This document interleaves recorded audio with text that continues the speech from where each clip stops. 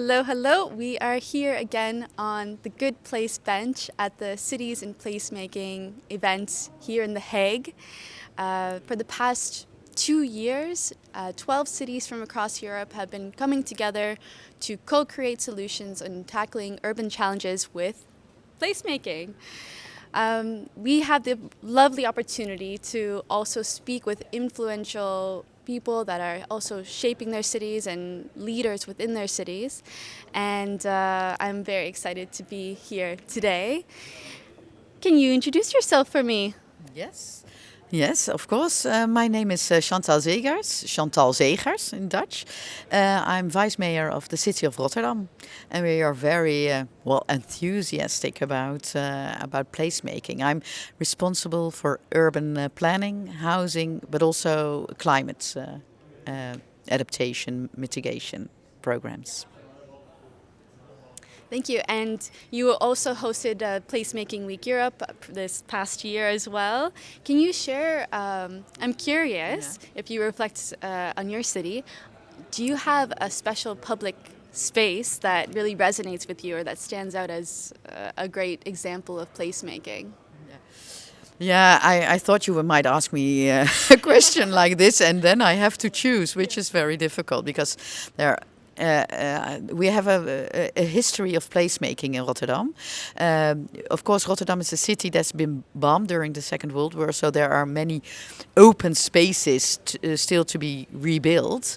And this rebuilding has, offered us an opportunity to do the rebuilding with our community. So there's a tradition of working and making the city together. So it's difficult to make a choice of what my favorite space is. But as I was thinking about it, I thought there's one I really very much appreciate, and that's a wooden bridge. It's called the Luchtsingel, and that means light road. No, not exactly, but let's say something like that. It's a bridge across a broad street in our center, made of wood, and that's made by. It's a prize-winning project. Because we from a city, we have said here it is €3 million for projects, and every active Rotterdammer could promote his or her projects, and all the Rotterdammers could vote. So there were like 10 or 15 projects, and one could choose. I wanted this wooden bridge, or somebody else who had a swimming pool in somewhere, or things like that. So projects that could be funded by €3 million. And the prize winner was this wooden bridge. But the wooden bridge was made all by pieces of wood that people could also put themselves in space. So it was made a little bit by the Rotterdammers, but it was also chosen by the Rotterdammers. But the main thing is, it also connected two parts of the center of Rotterdam that has been built and was not very closely connected.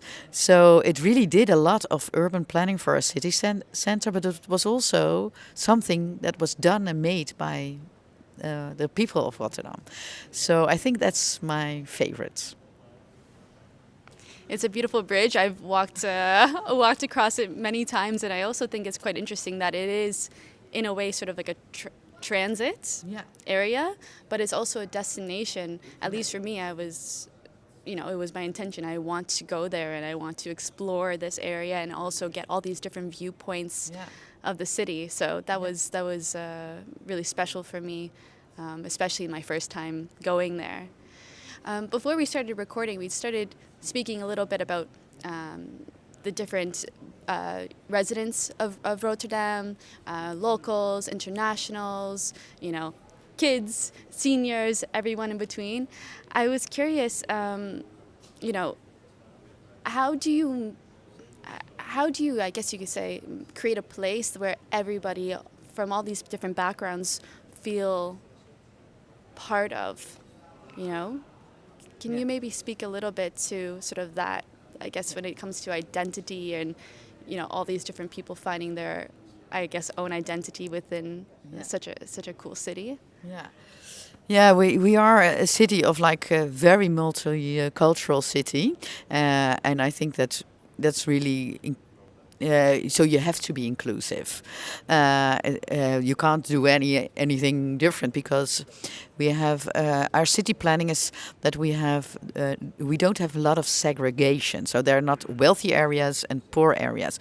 Of course, there is a difference, but we try to mix the areas, and I think that's very important in urban planning, so that you have social housing, but also wealthy people living close by, so people can meet each other in a park close by. So I think in our urban planning we have to stimulate this kind of diversity within neighborhoods. So you have poor people, rich people, to say it like that, but also public spaces within distance, close distance. So people can meet each other in a park or sport together, urban sports facilities. I really think that the public space is very important. So the quality of public space, the third place, as we might say it, is something we have to invest in as a city. I'm not responsible for as in my profession, I'm responsible for urban planning and housing, but I think we have to combine housing with development of public spaces. It comes hand in hand. You cannot separate it from each other. And in these public spaces, they have to be inclusive for everyone. So you need things for children, but also a lot of people like to, for instance, barbecue outside in a park. In some cultures, that's very normal. In other cultures, they don't like it. But we have to take care that people can barbecue, that children can play, that guys can play soccer. There's also a place where it's silent and people can read a book. So to really landscape architecture is very important for a nice city to feel welcome, that the public space is also there for you. And architecture is very important to that goal. Beautiful. And I'm curious, that we're also talking about children. If we were going to go backwards a few years, and if you can reflect a little bit about, let's say, your 10-year-old self. I'm not too sure. Where did you grow up, actually? I lived till I was 5 in Rotterdam. Then my parents moved to a little village, some close by, but not far away, just because it was not very good to play in Rotterdam for little children. So they moved out of the city. That's very interesting. Yeah. And so if you were to reflect back to when you moved to the smaller town or the village close by, what sort of elements can you think of that made you feel like more connected, I guess you can say, to your surroundings and maybe even to your neighbors? Yeah, well, it's like I said, we went to this suburban village, and my parents, we had a garden outside. So garden is nice, but then you don't meet other children. I'm an only child, so I didn't meet any children at all. But when I went to the outside, it was a playground in the neighborhood. And there was a large playground, and there was car-free. Or not really car-free, but not a lot of cars. So my parents, they let me go out without them being around me.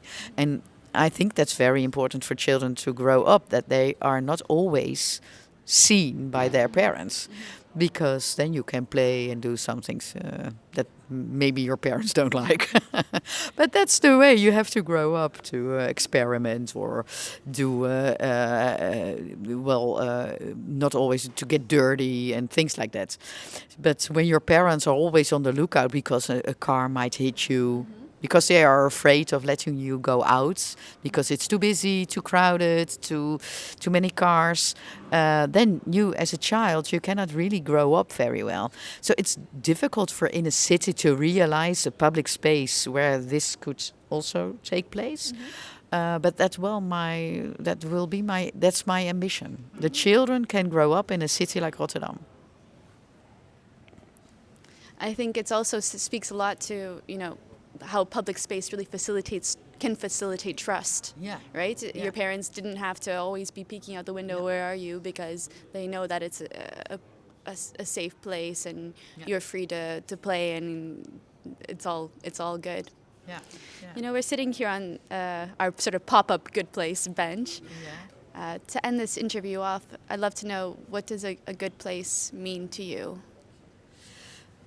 Yeah, that's a good question. It really invites you to think of, well, when do I feel comfortable or inspired? I think the best answer will be a museum, because I'm really fond of musea, and it's a third place as well. And I like to it's the beauty, the sometimes craziness in musea. I especially like modern art, so that really inspires you, or you get surprised. I think that's interesting about a third place. But it's also sometimes quiet, so you can also be silent and reflect. So it's a beautiful combination of all these values, these public values. So a museum would be, I think, the best answer for me. But I do like parks as well, because I like to stroll and things like that, and I like green. So both those elements. And in the city you have green, but you also have musea. Yeah. So that's a part. And I think a city also offers more interesting places, like terraces, bars, and restaurants. Those are interesting and nice third places, I think. So it's a combination of all these public spaces that, restaurants aren't really public spaces, of course, but a combination of these places that I really appreciate. Yes, social spaces, but also places where you are also invited to retreat. Yeah. And it's fine to also be by yourself there and read a book or so. Yeah. Thank you so much for your time and joining me on our bench today. It was really interesting to also hear from your perspective, and also your story growing up as well. It's really inspiring. So thank you for your time, and I hope the rest of the evening is inspiring for you as well. Yeah, thank you very much. Thank you. Bye-bye. Cheers. Bye-bye.